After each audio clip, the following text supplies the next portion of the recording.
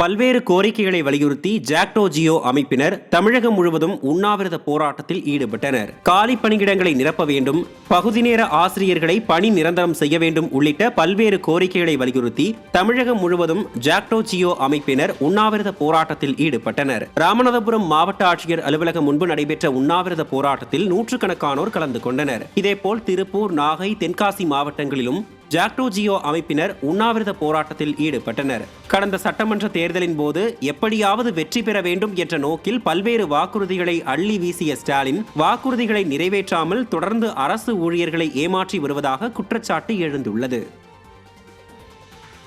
புதுக்கோட்டை மாவட்டம் பொன்னமராவதி அருகே தலைமை ஆசிரியர் பள்ளிக்கு வராததால் மாணவர்களின் எதிர்காலம் கேள்விக்குறியாகியுள்ளது.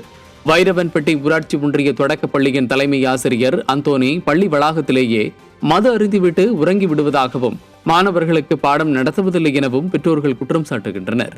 மாணவர்களுக்கு முன்மாதிரியாக இருக்க வேண்டிய ஆசிரியரே பள்ளி வளாகத்தில் மது அருந்தியும் ஒழுங்காக பள்ளிக்கு வராமலும் விடுமுறை எடுக்கும் அளவிற்கு ஸ்டாலின் ஆட்சியில் பள்ளிக்கல்வித்துறை நிர்வாக சீர்கேடு அடைந்துள்ளதாக பொதுமக்கள் குற்றம் சாட்டுகின்றனர். மதுரை மாவட்டம் அலங்காநல்லூர் அருகே திமுகவினர் ஏற்பாடு செய்த ஜல்லிக்கட்டு போட்டியில் அடிப்படை வசதிகள் மேற்கொள்ளப்படாததால் அனைவரும் அவதியடைந்தனர். கால்நடை மருத்துவர்களுக்கு உணவு ஏற்பாடு செய்யாததால் ஜல்லிக்கட்டு காளைகளுக்கு மருத்துவ பரிசோதனை செய்ய மறுத்தனர். மேலும் காளை உரிமையாளர்கள், மாடுபிடி வீரர்கள், காவலர்கள், பார்வையாளர்கள் ஆகியோருக்கு குடிநீர் உள்ளிட்ட அடிப்படை வசதிகளை கூட விடியா திமுகவினர் ஏற்படுத்தி தராததால் பலரும் மிகுந்த சிரமத்திற்குள்ளாகினர்.